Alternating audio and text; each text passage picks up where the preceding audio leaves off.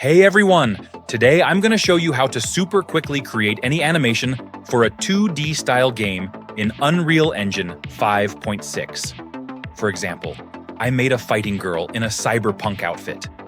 There are actually a few cool ways to do this. I'll show you one of them. We'll be using AI tools, Grok and Nano Banana Pro. I use Nano Banana Pro through Google Flow. It's free and unlimited in the Pro account.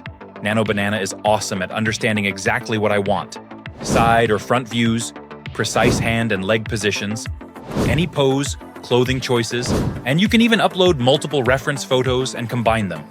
The downside is its stricter censorship, but it all depends on what you're going for. Grok is a bit more relaxed with that stuff, so you can get edgier results. Step 1. Generate your base images. Alright, so I'm heading over to the Grok website. I use this site because it has fewer content restrictions. Click the Create Image button. Enter your prompt in the input field. For example, cyberpunk beautiful blonde girl in hentai style, full body, select the aspect ratio 9:16. Click Generate. Since I've already generated an image, I'll select an existing one. Locate the image you want and click the Download button in the bottom right corner of the image preview. Save the file to your computer. Step 2.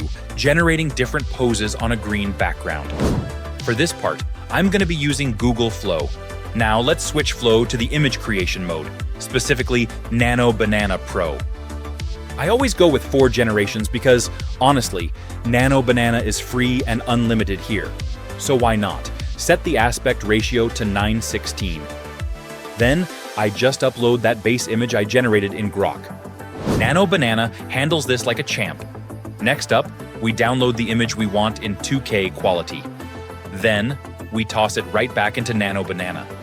This time, we're writing a prompt to get a close-up face generation. The goal here is to lock that face down so it stays consistent for all the next generations. After that, we add both photos, the full-body base pose and the face shot on the green background. Then, we just write prompts for all the other positions we need: idle, walk, fight pose. You get the idea. Something like walking pose side view, face from photo 2, high quality generation. Don't change the background color. Step 3. Prep in an editor. Open your selected images in Photoshop, I use CorelDRAW, and crop position the character so that during kicks, punches, or jumps, nothing gets cut off at the edges. Save and export as PNG or JPG. Step 4. Generate tons of animations in Grok. Upload your base image and ask for animations. I generate a bunch to find the good ones. That's why I stick with Grok for now. It's still free. If you know a better way to mass-produce higher quality animations, please drop it in the comments. Step 5. Editing in Davinci Resolve. Open the animation generated in Grok and import it into Davinci Resolve. Place it on the edit timeline. Select the audio track and press Ctrl+X to cut it. The audio is not needed. In the effects library, search for 3D Keyer. Drag it onto the clip in the timeline. Switch to the OpenFX overlay mode. Use the eyedropper tool to sample the green background.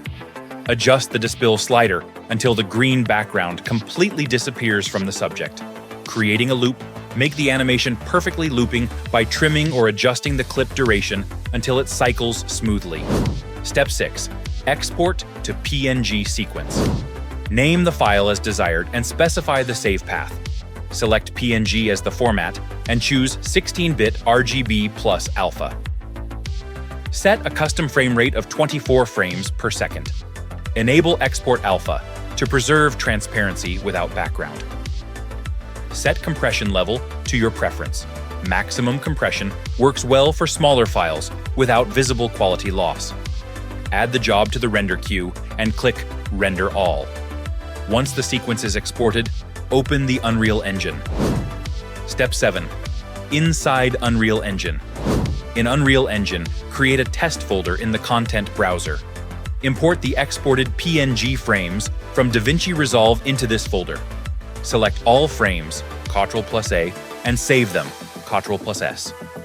If you open any 16-bit frame, it will appear overexposed. To fix this, select all textures again, Ctrl+A, right-click and choose Asset Actions, then Edit Selection in Property Matrix.